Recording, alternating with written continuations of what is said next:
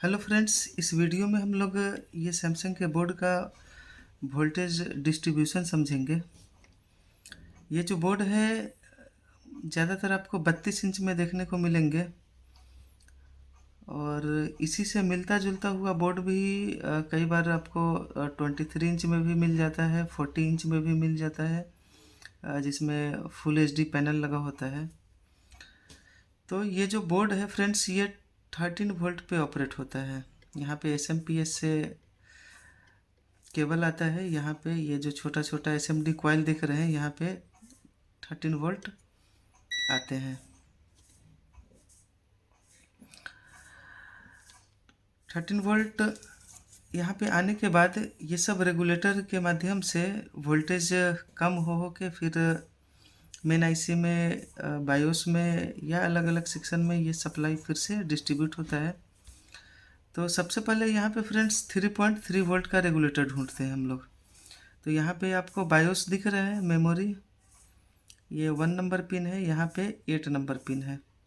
8 number pin से देखेंगे तो यहाँ पे ये एक 8 पिन का रेगुलेटर दिख रहा है। देखिए इसके 1 नंबर पिन पे ये कनेक्टिविटी दे रहा है। ये जो रेगुलेटर होता है ये 3.3 वोल्ट आउटपुट करता है 5 वोल्ट लेके। यानी 1 नंबर पिन से इस रेगुलेटर से आउटपुट होता है 3.3 वोल्ट। ये बायोस के पिन नंबर 8 पे गया और इसके 8 नंबर पिन पे 5 वोल्ट इनपुट होता है। तो 5 वोल्ट इनपुट देखिए हम लोग, तो यहाँ इस कॉइल से मिल रहा है। और ये कॉइल हम लोग अगर देखें तो ये कॉइल इस रेगुलेटर के साथ इस आईसी से जुड़ा हुआ है। चेक करने पे यहाँ पे बीप नहीं आएगा क्योंकि यहाँ पे तो 8 पिन दिख रहे हैं आपको और इसके नीचे जो पैड में जो पिन लगे होते हैं उससे इस कॉइल पे आउटपुट मिलता है।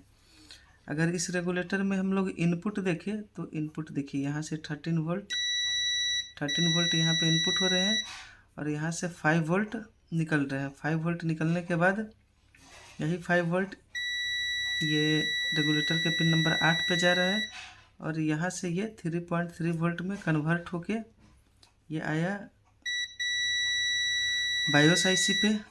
यही 3.3 वोल्ट प्रोसेसर पे भी जाएगा। देखेंगे हल्के हल्के इस पर प्रेस करना है तो देखिए यहाँ पर भी 3.3 वोल्ट बन रहे हैं।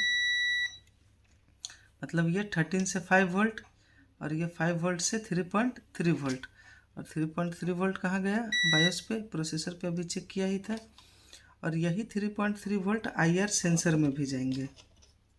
ये जैसा कि आपको दिख सकता है, इसी में आईआर सेंसर भी लगा हुआ है छोटा सा।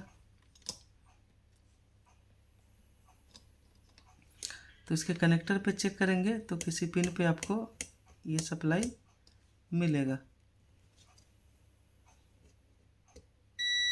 देखिए इस पिन पर मिल रहा है यहाँ पर। तो 3.3 वोल्ट यहाँ भी आ रहा है। यहाँ पर जो कॉइल दिख रहा है इसको अगर चेक करें तो ये यहाँ से कनेक्टेड है मतलब ये भी एक रेगुलेटर है यहाँ पर, एडजस्टेबल टाइप का। और इसमें अगर इनपुट की बात करें तो देखिए ये 13 वोल्ट से चेक कर रहे हैं हम लोग। तो ये 13 वोल्ट आ रहा है यहाँ पे और ये इस कॉइल से कितना आउट होगा? 1.2 वोल्ट, जिसको कोर वोल्ट भी बोलते हैं। और ये 1.2 वोल्ट आउट होके ये जाएगा मेन आईसी में, प्रोसेसर में।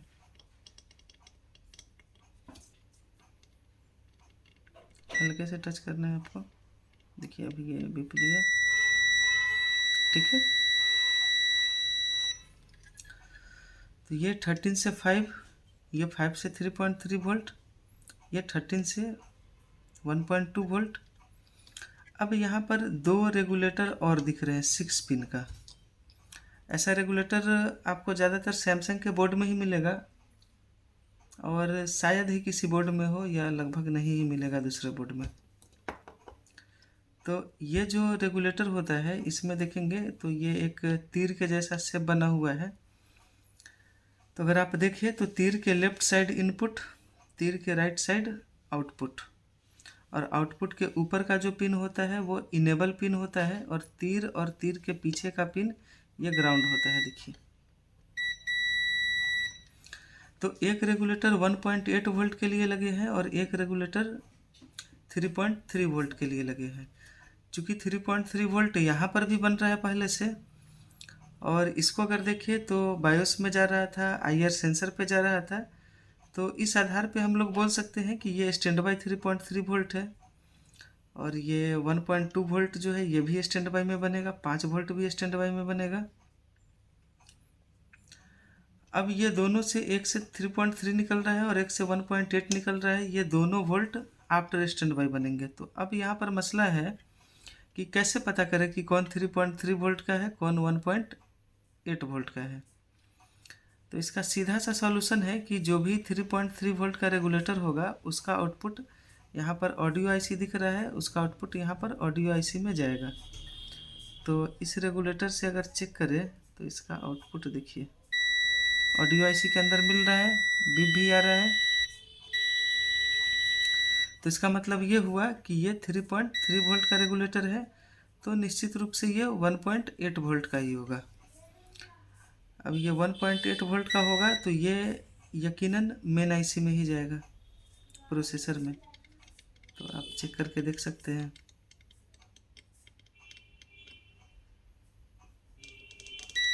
देखिए ये 1.8 मेन आईसी में जा रहा है, और ये जो आफ्टर स्टैंड बाई 3.3 वोल्ट था ये देखेंगे तो ये केवल ऑडियो आईसी में मिल रहा है। इसको देखेंगे तो ये मेन आईसी में, तो ये मेन आईसी में एंटर नहीं करता है।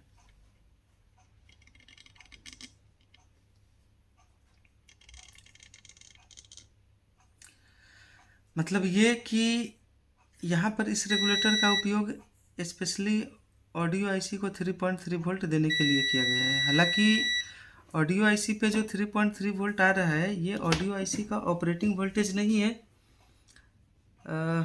मेरे ख्याल से आपको पता होगा कि ये जो ऑडियो आईसी है ये डिजिटल ऑडियो आईसी है, इसमें लेफ़्ट और राइट इस तरह का इनपुट नहीं आता है, इसमें डिजिटल इनपुट आता है। और इसको काम करने के लिए एक तो मेन वीसीसी चाहिए जो कि 13 वोल्ट यहाँ से मिलने वाला है इसको, और एक इसको प्रोसेसिंग वोल्टेज चाहिए 3.3 वोल्ट जो इस रेगुलेटर से मिल रहा है। तो अब एक बार ऑडियो आईसी में देखते हैं कि ये 13 वोल्ट मिल कैसे रहा है। तो यहाँ से अगर देखें तो हालांकि यहाँ पे जो बड़े साइज़ के पीएफ लगे हैं उससे भी पता चल जाना चाहिए। पीएफ का अक्सर ये वीसीसी पे लगे होते हैं फिल्ट्रेशन करने के लिए, तो ये कहीं पर आ नहीं रहा है।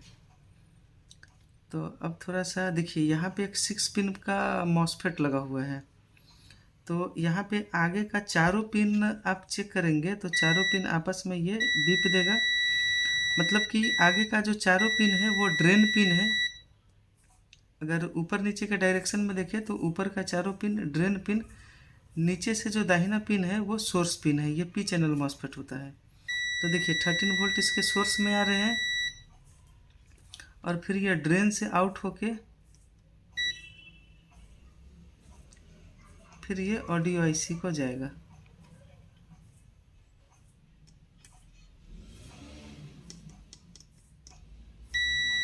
देखिए यहाँ पे ऑडियो आईसी पे जा रहा है, दो जगह पे जाएगा। तो यहाँ पर क्या किया है कि 13 वोल्ट को डायरेक्ट नहीं दिया है, ये एक मॉसफेट के माध्यम से दिया है। और ये मॉसफेट स्टैंड बाई रिलीज करने के बाद यानी बोर्ड ऑन होने के बाद ही यहाँ से 13 वोल्ट आउट करके यहाँ पर देगा। और यहीं से मॉसफेट जब आउट करता है तो देखेंगे तो ये इस फिर दूसरे मॉसफेट में दे रहा है, पी चैनल मॉसफेट में, मॉसफेट के सोर्स पर। और फिर यहाँ भी सेम ऐसा ही मॉसफेट है, ये चारों पिन आगे का ड्रेन है और यहाँ से ड्रेन से सप्लाई आउट करके ये पैनल के लिए पीवीसी से यहाँ से ये आउट कर रहा है पैनल सप्लाई। मतलब ये मॉसफेट अगर फेल होता है तो यहाँ तो सप्लाई नहीं बनेगा, साथ ही पैनल वोल्टेज भी नहीं मिलेगा आपको। खैर, इसके बाद हम लोग अगर देखें तो एक बार ये दोनों रेगुलेटर का इनपुट भी चेक करना रह गया था, इसको भी देख लेते हैं। ये तो साबित हो चुका था कि ये 3.3 है, ये 1.2 है। अब इसमें इनपुट देखते हैं कितना हो रहा है। तो इस तरह के रेगुलेटर में अक्सर 5 वोल्ट इनपुट दिया जाता है, तो ये 5 वोल्ट यहाँ इस कॉइल पे बन रहा है। इससे देखिए तो इस रेगुलेटर में इनपुट डायरेक्ट आ रहा है और इस रेगुलेटर में इनपुट डायरेक्ट नहीं आ रहा है। तो देखते हैं इसमें इनपुट आ कैसे रहा है। इसके लिए यहाँ पे एक मॉसफेट लगाया है। देखिए मॉसफेट के सोर्स पे आया पहले 5 वोल्ट और फिर यहाँ से ये चारों पिन इसका ड्रेन है। ऐसा ही मॉसफेट है जो यहाँ लगा हुआ था, जो यहाँ लगा हुआ था, यही वाला मॉसफेट यहाँ पे लगा हुआ है। तो इसके सोर्स पे 5 वोल्ट आया और फिर ड्रेन से आउट करके ये तब इसमें जा रहा है। उसके बाद ये 3.3 आउट होता है। तो समझ में आ रहा है कि ये मॉसफेट लगा हुआ है, तो ये यकीनन आफ्टर स्टैंड बाई सप्लाई होने वाला है। अच्छा, अब इसके इनपुट पे अगर नज़र डालें तो इसके इनपुट पिन से देखेंगे यहाँ पर तो एक रजिस्टर लगा हुआ है। सॉरी, इनपुट नहीं, इनेबल पिन। इसके इनेबल पिन से देखें तो यहाँ पर एक रजिस्टर लगा हुआ है और रजिस्टर का अगला सिरा देख रहे हैं तो इसके इनपुट पिन से जुड़ा हुआ है। मतलब कि इसमें जैसे ही सप्लाई इनपुट होगा वैसे ही यही इनपुट सप्लाई एक रजिस्टर के माध्यम से होते हुए ये इनेबल पे चला जाएगा। तो क्या होगा कि इनपुट होने के साथ ही ये 3.3 आउटपुट दे देगा। लेकिन इनपुट कब होगा? जब स्टैंड बाई रिलीज करेगा तब ये मॉसफेट से। इस रेगुलेटर में अगर हम लोग देखें तो इनपुट तो इसमें 5 वोल्ट डायरेक्ट करवाया जा रहा था, तो क्या ये स्टैंड बाई में ही सप्लाई आउट कर देगा? तो ये कंफर्म करने के लिए इसके इनेबल पिन से चेक करते हैं। इसके इनेबल पिन से एक रजिस्टर लगा हुआ है और रजिस्टर का अगला सिरा इनपुट से नहीं दे रहा है। अगला सिरा दे कहाँ से रहा है? ये मॉसफेट के ड्रेन से। मतलब यहाँ पे भी चतुराई किया गया है। ये 5 वोल्ट इसमें डायरेक्ट तो आ रहा है, लेकिन इसमें इस रेगुलेटर में इनेबल कब आएगा? जब इस रेगुलेटर में इनपुट होगा। जब इस रेगुलेटर में इनपुट होगा मतलब कि पहले यहाँ पे स्टैंड बाई में 5 वोल्ट सप्लाई पहुँच भी जाने से कोई फ़ायदा नहीं है, क्योंकि जब तक स्टैंड बाई रिलीज होकर ये मॉसफेट आउट नहीं करेगा तब तक इस पर इनेबल नहीं आएगा। ये 1.8 नहीं बनेगा और ऐसे भी 1.8 यहाँ पर as a ramp voltage use किया गया है, तो ये आफ्टर स्टैंड बाई ही रहने वाला है। यहाँ पर इस रेगुलेटर में क्या था कि इनपुट और इनेबल एक साथ ही हो रहा है। तो कुल मिला के कहे तो दोनों रेगुलेटर एक साथ ही आपका ऑन होगा। और यहाँ पर अगर देखिए इस तरह का जो रेगुलेटर दिया हुआ है तो इसको देखेंगे तो इस पे देखिए ये 5 वोल्ट आफ्टर स्टैंड बाई आ रहा है और यहाँ से जो सप्लाई बनता है ये ट्यूनर के लिए जाता है। इसमें यूएसबी की अगर बात करें तो देखिए ये 5 वोल्ट, आपको पता है यूएसबी को 5 वोल्ट चाहिए काम करने के लिए।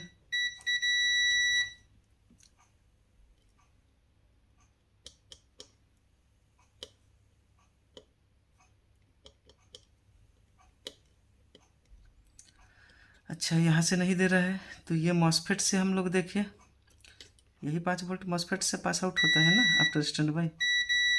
इसके बाद देख रहे हैं तो यूएसबी में जा रहा है क्या? डायरेक्ट यूएसबी में डायरेक्ट नहीं जा रहा है।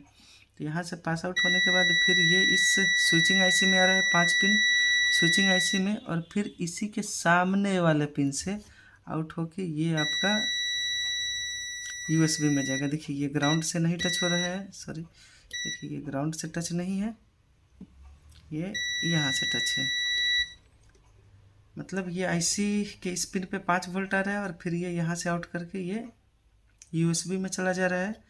और इस पे इनपुट 5 वोल्ट कहाँ से आता है? इस मॉसफेट से।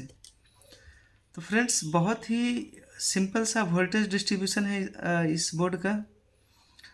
इसे कोई भी ट्रेस करके आसानी से समझ सकता है। और रिपेयर करने के लिए, इस तरह का मदरबोर्ड रिपेयर करने के लिए आपको सबसे पहले ट्रेसिंग का आना बहुत ज़रूरी है। तो आई होप फ्रेंड आपको ये वीडियो पसंद आया होगा। अगर इससे कुछ सीख मिलती है तो प्लीज़ हमारे चैनल को सब्सक्राइब करें और हमारे वीडियो को लाइक भी ज़रूर करें। मिलते हैं नेक्स्ट वीडियो में किसी नए टॉपिक के साथ। Thank you.